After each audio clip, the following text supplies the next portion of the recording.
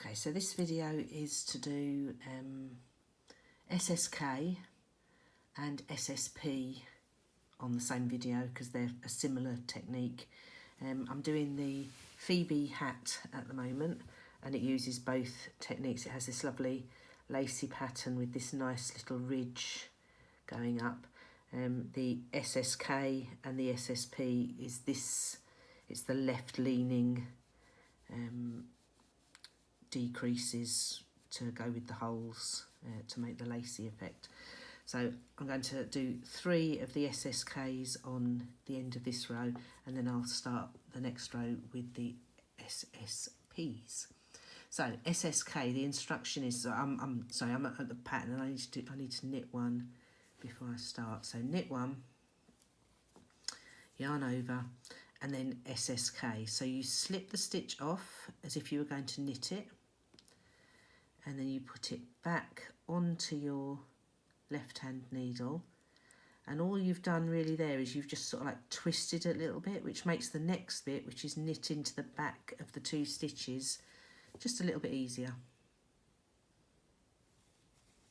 And that's it. And then it says knit 3, 1, 2, 3, and then knit 1, and you're back at the SSK again. So because I want a hole, I'm going to do the yarn forward, slip the next 2 stitches off as if I was knitting them, put them back on to the left hand needle, and now knit into the back of them.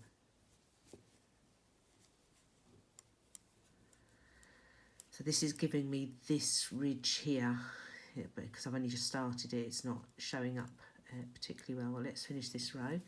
Knit 1, knit 2, knit 3, knit 1, and then it's yarn over, slip, slip, and then knit the 2 stitches together through the back of the loop, and then just finish the row off. So that's your SSK. It's a very nice stitch to do on a decrease if you're doing a raglan. It makes a nice edge to your knitting. Okay, so now we're going to do the SSP. So I need to purl the first stitch, and then I need to purl 2,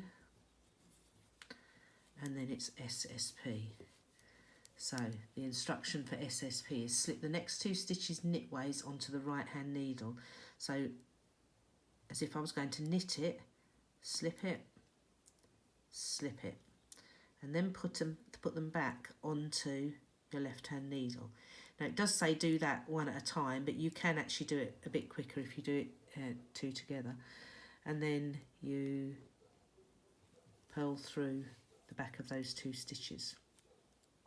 And then I need to do yarn over, purl 2, and I'll do another couple so it's purl 2, SSP.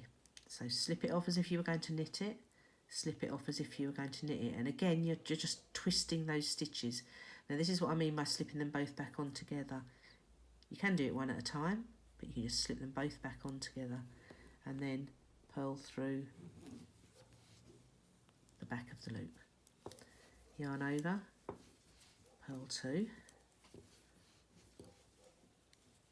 I'll do 1 more, purl 1, purl 2.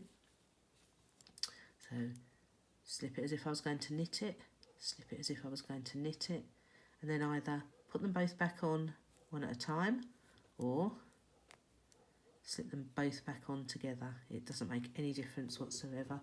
And then purl through the back of both of those stitches. And if I turn it back around again, you'll start to see the ridges starting to form on these stitches here. Now we do get asked, what's the difference between SSK and knit 2 together through the back of the loop? Well, I've just done this little swatch here to show you the difference, and the only difference is the way it looks. I don't know if you can actually see it because it's quite neat and tidy. These are my SSKs going up here, I only did it on the knit row, so it's only one row, and these are my knit 2 together through the backs of the loop. So it's the SSKs are just, I think, a neater way of doing knit 2 together through the back of the loop. It doesn't give you the sort of jumps that this one gives. As you say, you can see this is very smooth. It goes in, particularly if you're doing stocking stitch, it blends itself in with what you're doing so that it doesn't stand out. I think these stand out a little bit more. There's nothing wrong with them, but it's a slightly neater way of doing it. I hope that helps.